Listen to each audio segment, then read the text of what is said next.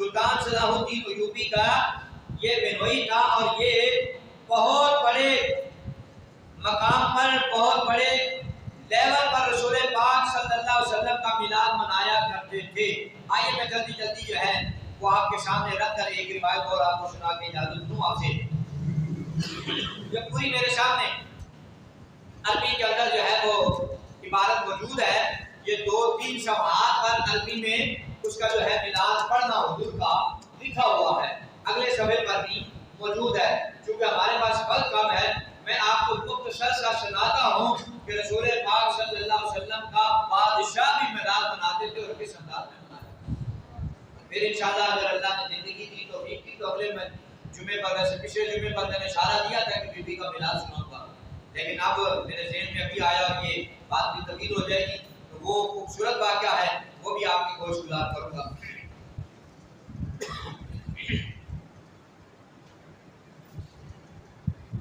آئیے، شاہ اربیل تقریباً میلاد پر 3 لاکھ دینار خرچ کرتا تھا۔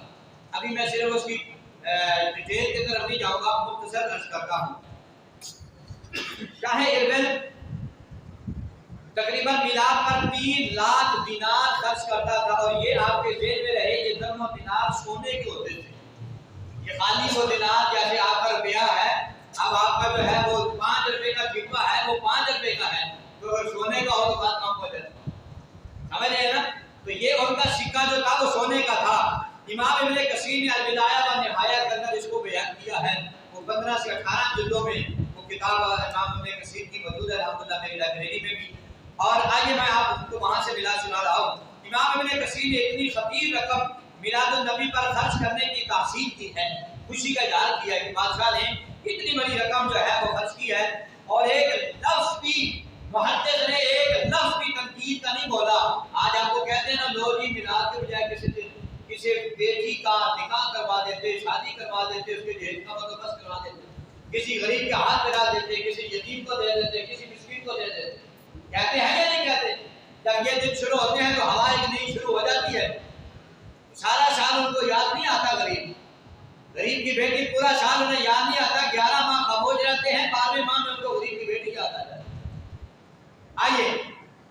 وہ کہتے ہیں کہ ایک لفظ کی اعتراض کے طور پر نہیں بولا، یاد رہے کہ 1 دینار 2 پاؤنڈ کے برابر تھا۔ 1 دینار اور آج کو آپ کو پتا ہے پاؤنڈ کی قیمت کا، 1 دینار 2 پاؤنڈ کے برابر تھا، اور اس طرح میلاد پر خرچ کی گئی رقم 6 لاکھ پاؤنڈ تک پہنچ جاتی تھی۔ دینار اور پاؤنڈ کا موازنہ آج کے دور کا نہیں بلکہ آج سے 800 سال قبل کا ہے، اور شاہ مظفر جو حضور کا میلاد مناتا ہے اتنا خرچ کرتا تھا۔ کہتے ہیں کہ اگر آج کے زمانہ سے تقابل کیا جائے تو ان دنوں 1 دینار کم و بیش 1/4 تولہ سونے کے برابر ہوتا تھا، اور جناب اب تولہ 1.5 کے اوپر 1.5 کے آس پاس ہے، ایسا ہی ہے نا؟ تو ہم یہ کام توجہ سے سنیں، 1/4 تولہ سونے کے برابر ہوتا تھا، اور آج پاکستانی کرنسی میں اگر آپ تقریباً اندازہ لگائیں تو 4000 روپے بنتا ہے، 4000 روپے بنتا ہے، اور 1 دینار کی اسی حساب سے قدر نکالی جائے تو یہ تقریباً 40 پاؤنڈ بنتے ہیں۔ اگر حساب کرتے ہوئے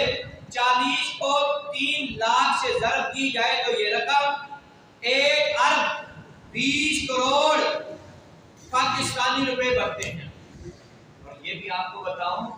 یہ کتاب لکھنے والے نے جس نے کتاب لکھی ہے نا، یہ کم از کم 10 سے 12 سال پرانی لکھی ہوئی ہے، اور اس وقت انہوں نے تخمینہ لگایا ہے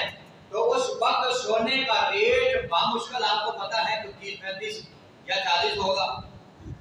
آج آپ کو پتا ہے ریٹ کہاں پہنچا ہوا ہے۔ اگر یہ جو انہوں نے لگایا نا کہ 1 ارب 20 کروڑ پاکستانی روپے کے لگ بھگ بنتا ہے،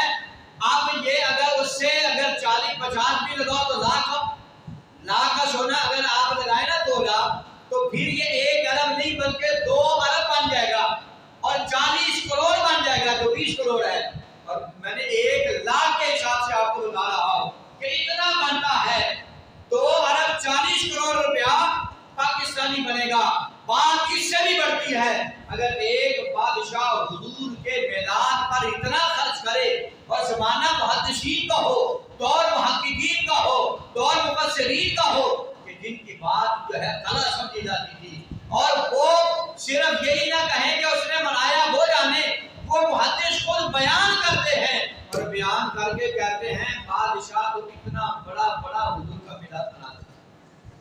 اتنا پیسہ جو ہے سرکار صلی اللہ علیہ وسلم کے میلاد پر خرچ کیا کرتے تھے۔ تو المظفر بادشاہ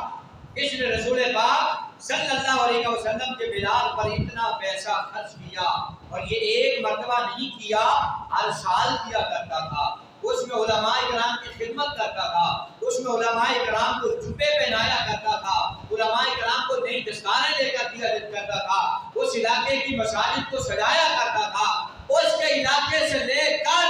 مکہ پاک تک جتنا سارا راستہ ہوتا تھا جہاں حضور پیدا ہوئے وہاں تک سارا راستہ سجایا کرتا، اور راستوں میں جو ہے